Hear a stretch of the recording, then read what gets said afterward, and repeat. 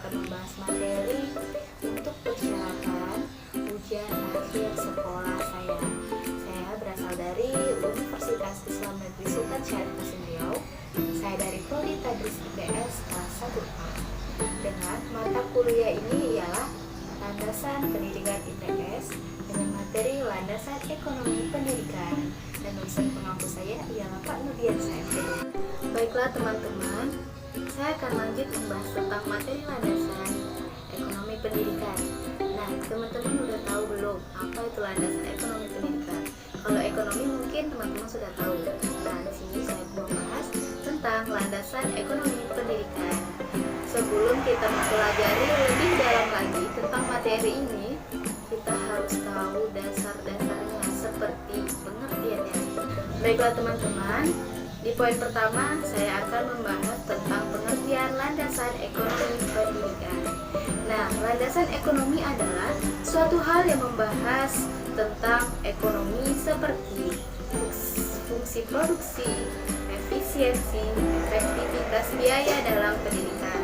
Ekonomi ini sangat berpengaruh dalam mengembangkan pendidikan, di mana manusia adalah suatu produksi aktif yang dapat mengelola atau menghasilkan modal serta mengelola sumber daya alam seperti organisasi sosial, politik, dan ekonomi.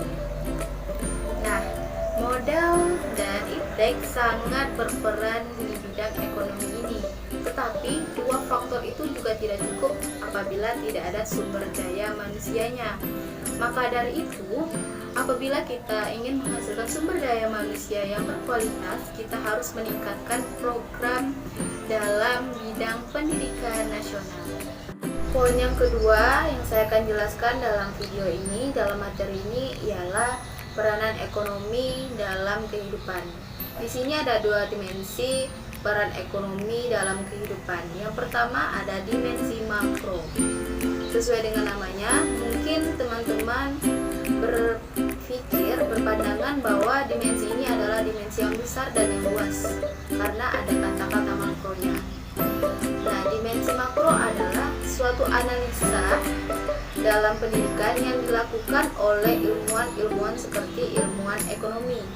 Dimyati menyatakan bahwa adanya hubungan tidak langsung dari kegiatan ekonomi dan kegiatan pendidikan yang diharapkan akan menghasilkan tenaga kerja. Di sini ada dua pandangan yang berbeda. Di satu sisi ada yang berpandangan bahwa kegiatan pendidikan ini adalah suatu pemborosan dana masyarakat. Di sisi yang kedua ada yang berpandangan bahwa kegiatan pendidikan ini adalah suatu kegiatan untuk mengelola sumber daya manusia agar berpotensi produktif untuk masyarakat. Dimensi yang kedua yaitu ada dimensi mikro. Di pemikiran teman-teman pasti dimensi mikro ini adalah dimensi yang kecil, dimensi yang sempit. Nah, dimensi mikro ini membahas tentang pandangan seseorang tentang naik turunnya perekonomian atau tingkatan ekonomi yang dimiliki seseorang itu. Poin yang ketiga, poin penting yang ketiga, saya akan membahas tentang fungsi produksi dalam kehidupan. Fungsi produksi adalah hubungan antara input dan output. Suatu organisasi dikatakan baik jika input dan outputnya itu seimbang. Nah, fungsi produksi dibagi menjadi tiga, yaitu fungsi produksi administrator, yang kedua ada fungsi produksi dalam psikologi, yang ketiga ada fungsi produksi ekonomi. Nah, fungsi ekonomi di dunia pendidikan adalah untuk menunjang sistem pendidikan itu sendiri, karena sebuah instansi pendidikan untuk masuk di situ juga tidak gratis teman-teman, butuh biaya. Nah, di situ kegiatan ekonomi berjalan dan berkaitan dengan kegiatan pendidikan tersebut. Baiklah Baiklah teman-teman, dari macam-macam fungsi produksi tadi yang ada 3, saya akan membahas satu persatu agar kita lebih memahami tentang landasan ekonomi pendidikan itu sendiri secara dalam dan detail. Nah, fungsi produksi yang pertama yaitu ada fungsi produksi administrator, di mana input itu dipandang seperti wahana dan proses. Nah, fungsi produksi yang kedua itu ada fungsi produksi psikologi, di mana inputnya sama dengan input administrator, tetapi outputnya saja yang berbeda. Nah, fungsi produksi yang ketiga yaitu ada fungsi produksi ekonomi, di mana dinyatakan bahwa input ini adalah sesuatu biaya pendidikan yang dikeluarkan untuk keperluan pendidikan itu sendiri. Nah, selanjutnya kita akan membahas poin penting yang keempat. Poin penting yang keempat, tunggu. Saya mengubah posisi untuk menjelaskan agar lebih rileks ya teman-teman. Semoga kita dapat mengambil intisari manfaat dari materi yang saya jelaskan ini. Nah, poin yang keempat adalah peran dan fungsi ekonomi dalam pendidikan.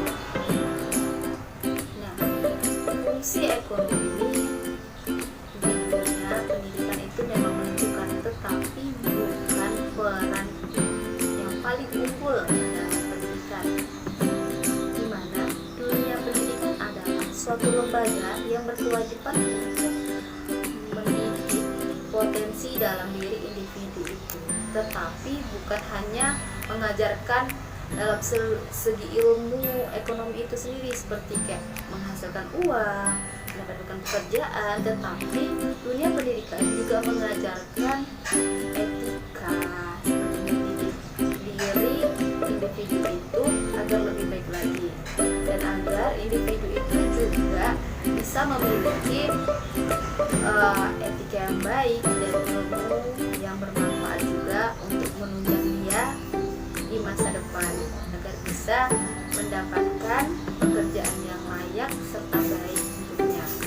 Nah, fungsi ekonomi dalam dunia pendidikan ialah untuk menunjang kelancaran proses pendidikan dan juga berfungsi sebagai materi pembelajaran dalam masalah ekonomi pada kehidupan manusia. Nah teman-teman, di poin yang keempat ini adalah suatu poin yang terakhir yang telah saya jelaskan dalam materi saya.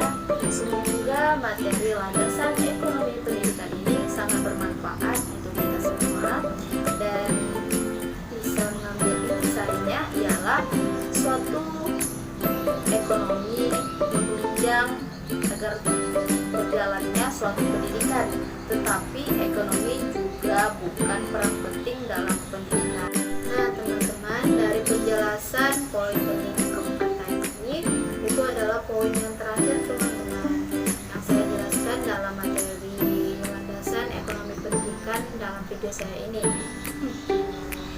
Nah, di sini saya ada 2 pantun nih untuk teman-teman agar lebih rileks lagi, tidak tegang mendengarkan penjelasan tadi tentang materi untuk UAS dengan mata kuliah landasan pendidikan IPS. Pisau di dapur harus diasah agar daging dapat dicacah. Belajarlah tanpa ada lelah, niscaya akan ada faedah. Menjahit baju, menjahit kain, jadilah baju. Bukanlah nisan jenazah. Kuliah untuk menuntut ilmu, bukan sekedar dapat ijazah. Nah teman-teman, semoga ilmu dan materi yang saya jelaskan tadi dapat bermanfaat ya bagi kita semua, dan dapat diterapkan di dalam kehidupan sehari-hari maupun pendidikan ataupun di lingkungan masyarakat. Nah, apabila saya ada salah kata dalam penyampaian di video ini, saya mohon maaf sebesar-besarnya, karena kesempurnaan hanyalah milik Allah wa ta'ala. Saya sudahi dengan wabillahi taufiq wal hidayah. Assalamualaikum warahmatullahi wabarakatuh. Bye bye.